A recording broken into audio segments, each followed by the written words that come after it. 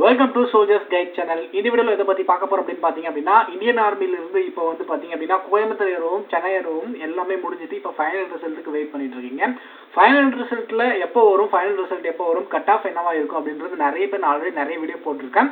And இருந்தாலும் நிறைய பேர் நம்மளோட கமெண்ட் செக்ஷனில் சரி யூடியூப்லேயே பார்த்துட்டே இருப்பீங்க. வெப்சைட்டில் ஏதாவது வந்திருக்கா அப்படின்றத பார்த்துட்டே இருப்பீங்க. ஏஓ கோயம்புத்தூருக்கு எப்போ ஃபைனல் ரிசல்ட் வரும், ஏஓ சென்னைக்கு இந்த மந்த் தான் முடிஞ்சிச்சு, அவங்களுக்கு எப்போ ஃபைனல் ரிசல்ட் வரும் அப்படின்றத மிகப்பெரிய ஒரு டவுட்டாக இருக்கு. ஏஓ கோயம்புத்தூருக்கும் சென்னைக்கும் மேபி ஒன்னா வர்றதுக்கு சான்சஸ் அதிகமாக தான் இருக்கு.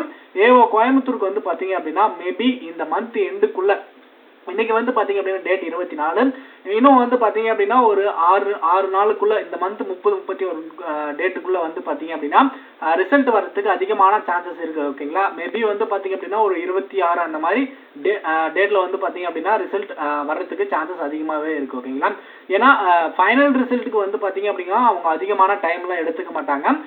மேபி இருந்தாலும் ஒரு 10 நாள் 20 நாள்லேயே வந்து பார்த்தீங்க அப்படின்னா ரிசல்ட் பப்ளிஷ் பண்ணிடுவாங்க. மேபி கோயம்புத்தூர் ஏரோவுக்கு இந்த மந்த் எண்டில் கண்டிப்பாக வந்து பார்த்தீங்க அப்படின்னா ரிசல்ட் வந்துடும். அது கூடவே சென்னை ஏரோவுக்கும் வர்றதுக்கு அதிகமான வாய்ப்பு இருக்குது. அப்படி இல்லை அப்படின்னா தான் பிப்ரவரி மொதல் வாரத்துக்குள்ளே வந்து பார்த்தீங்க அப்படின்னா ரிசல்ட் வந்து பார்த்தீங்க அப்படின்னா வந்துடும். நெக்ஸ்ட் இயருக்கான செலெக்ஷனுக்கான இன்டிமேஷன் ஆல்ரெடி அனௌன்ஸ் பண்ணியிருந்தாங்க அப்படின்னு சொல்லியிருந்தேன் இல்லையா. ஸோ இந்த மாதிரி பாருங்க, from the recruitment year of 2024 to 25 and புதுசாக வந்து பார்த்தீங்க அப்படின்னா வர ரெக்ரூட்மெண்ட் வந்து பார்த்தீங்க அப்படின்னா அண்டு பிப்ரவரி ஃபர்ஸ்ட் வீக்கில் வந்து பார்த்தீங்க அப்படின்னா உங்களுக்கு அப்ளிகேஷன் ஓப்பன் ஆகிறது அப்படின்றத வெப்சைட்லேயே அனௌன்ஸ் பண்ணியிருந்தாங்க. ஓகேங்களா, அப்படி இருக்கும்போது ரிசல்ட் எப்படி அப்படியே வரும் அப்படின்னு கேட்டிங்க அப்படின்னா, ஸோ அவங்களுக்கு பொறுத்தவரையும் நெக்ஸ்ட் இயருக்கான செலெக்ஷன் வந்து பார்த்தீங்க அப்படின்னா அவங்க அதெல்லாம் வந்து பார்த்தீங்க அப்படின்னா பார்க்க மாட்டாங்க. ஸோ இந்த வருஷத்துக்கான செலெக்ஷன் ரிசல்ட் விட்டதுக்கு அப்புறம் தான் அடுத்த செலெக்ஷன் வரும் அப்படின்ற மாதிரிலாம் கிடையாது.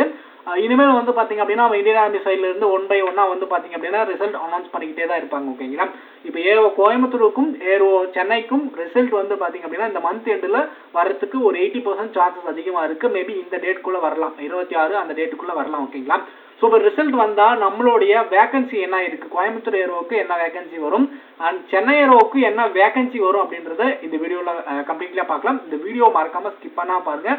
உங்களோட ஃப்ரெண்ட் யாராவது இந்தியன் ஆர்மிக்கு ஃபைனல் ரிசல்ட்டுக்கு வெயிட் பண்ணிட்டு இருந்தாங்க அப்படின்னா அவங்களுக்கு முக்கியமாக இந்த வீடியோவை ஷேர் பண்ணி விடுங்க.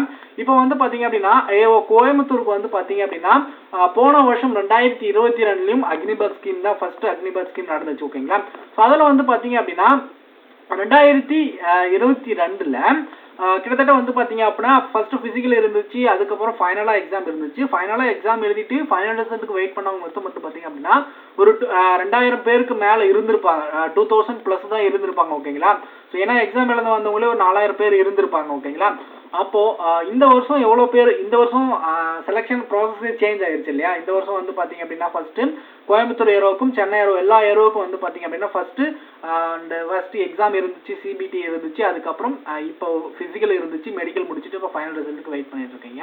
ஸோ இப்போ வந்து பார்த்தீங்க அப்படின்னா இப்போ எவ்வளோ வேகன்சி, இப்போ எவ்வளோ பேர் வந்து பார்த்தீங்க அப்படின்னா நம்ம ஏரோ கோயம்புத்தூருக்கு வந்து பார்த்தீங்க அப்படின்னா வெயிட் பண்ணுறாங்க அப்படின்னு பார்த்தீங்க அப்படின்னா ரிசல்ட்டுக்காண்டி ஒரு 600 to 800 பேர் இப்போ ஃபைனலாக வந்து பார்த்தீங்க அப்படின்னா ரிசல்ட்டுக்கு வெயிட் பண்ணிட்டு இருக்காங்க. ஓகேங்களா, ஸோ இந்த இடைப்பட்ட கேப்புக்குள்ள தான் வெயிட் பண்ணிட்டு இருப்பாங்க. ஏரோ சென்னைக்கும் 700+ தான் வந்து பார்த்தீங்க அப்படின்னா வெயிட் பண்ணுவாங்க. இது எனக்கு கிடைச்ச இன்ஃபர்மேஷன்.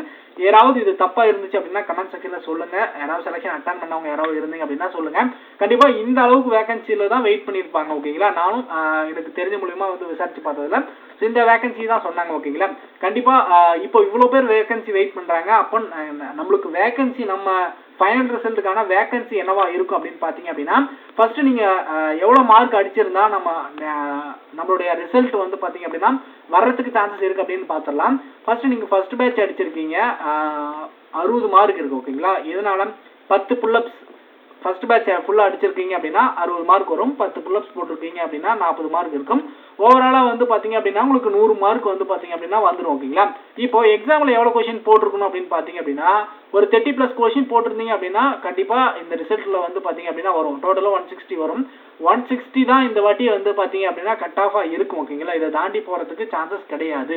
அடுத்து செகண்ட் பேட்ச் அடிச்சிருந்தீங்க அப்படின்னா 48 மார்க் அடிச்சிருக்கும். இதில் 10 புல்லப்ஸ் இல்லை 9 புல்லப்ஸ் போட்டிருந்தீங்க அப்படின்னா டோட்டலாக 33 மார்க். 9 புல்லப்ஸ் போட்டிருந்தீங்க அப்படின்னா 33 மார்க் இருக்கும். 10 புல்லப்ஸ் போட்டிருந்தீங்கன்னா 40 மார்க் இருக்கும். ஓவராலாக வந்து பார்த்தீங்க அப்படின்னா நீங்கள் எக்ஸாமில் எவ்வளோ கொஷின் அடிச்சிருக்கணும் அப்படின்னு பார்த்தீங்க அப்படின்னா ஒரு 30